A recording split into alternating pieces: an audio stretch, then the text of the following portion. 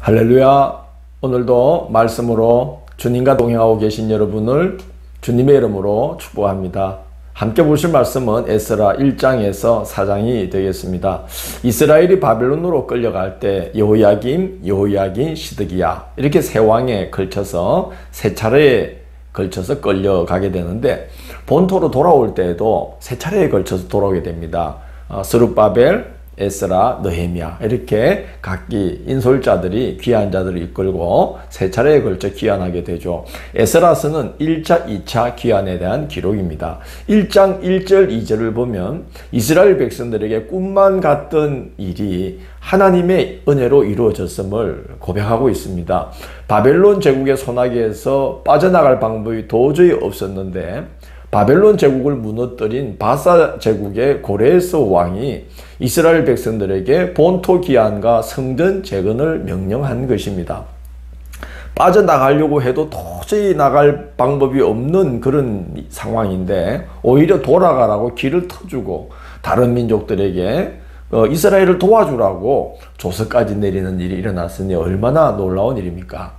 그러나 우리가 성경 에스라, 느헤미야, 다니엘, 에스더, 에스겔서를 보면 그런 일들의 배후에 이스라엘의 회복을 위해서 하나님의 약속을 의지하고 끊임없이 기도하던 기도의 사람들이 있었음을 알 수 있습니다. 그런 기도들이 모이고 쌓여서 때가 참에 하나님께서 약속하신 대로 본토 귀환의 길을 여시되, 이스라엘로서는 상상치도 못했던 방법으로 본토 귀환이 이루어지게 해 주신 것입니다.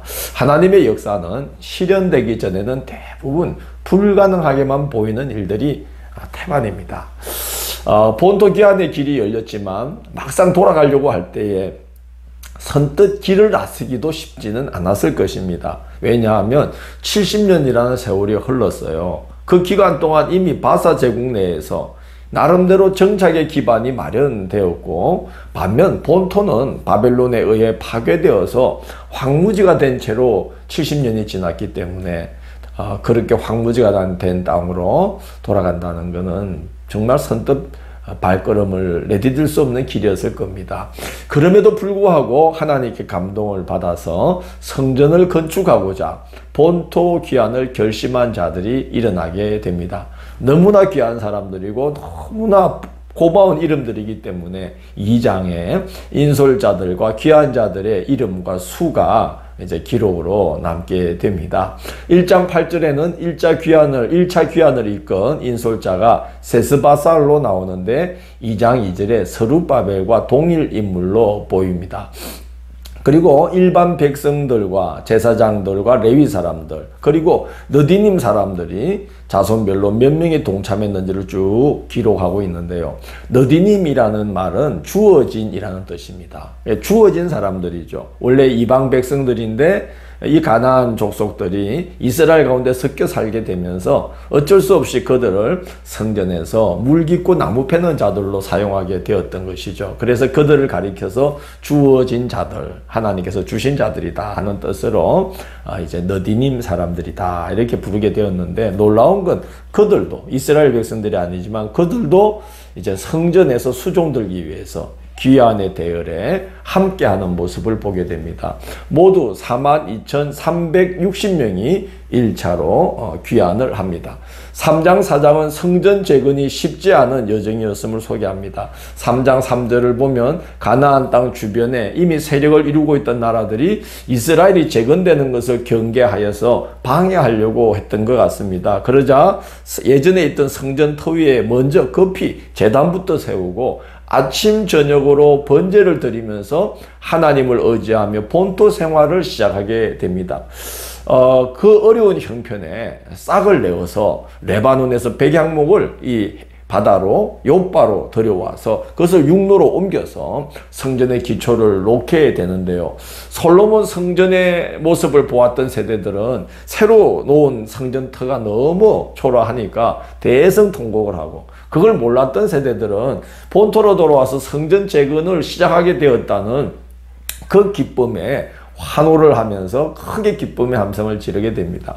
그렇게 통곡과 기쁨의 환성으로 시작된 성전 건축은 아수르 제국 때에 사마리아로 이주해 와서 이미 세력을 이루고 있던 자들의 방해로 인해서 번번이 중단되게 됩니다. 바사왕 고레스 때로부터 다리오가 즉위하기까지 관리들에게 끊임없이 뇌물을 주면서 성전 건축을 가로막고, 그리고 아하수에로 왕과 아닥사스다 왕 때에는 글을 올려서 모함을 했기 때문에 성전 건축을 중단하라는 조서가 내려지기도 합니다. 하나님께서 예정하시고 계획하신 일이라고 해서 일사천리로 순탄하게만 진행되는 것은 아니구나 하는 걸 생각하게 됩니다. 지속적인 기도와 인내 그리고 기다림 중에 하나님의 일이 성취되는 것이죠. 이때의 자세한 정황은 학개와 스가랴서에 기록되어 있는데, 하나님은 그런 중에도 주의 종들을 보내어서 백성들을 격려하면서 일을 이루게 하십니다. 결국은 하나님이 하시는 거죠. 우리는 그 일이 이루어지기를 기도하며 또 기대하며 또 기다리는 것일 뿐입니다. 다음 시간 5월 31일 월요일은 에스라 5장에서 7장을 때에 맞게라는 제목으로 살펴보도록 하겠습니다. 오늘도 함께 해주셔서 감사합니다. 주님, 저희들의 삶의 여정과 함께하여 주시고, 오늘 이 성경에 기록되어 있는 꿈만 같던 일들, 하나님만이 하실 수 있는 그런 일들이 우리의 평생에 많이 준비되도록 주님, 저희들의 여정을 축복하여 주옵소서. 감사드리며 예수님 이름으로 기도드립니다. 아멘.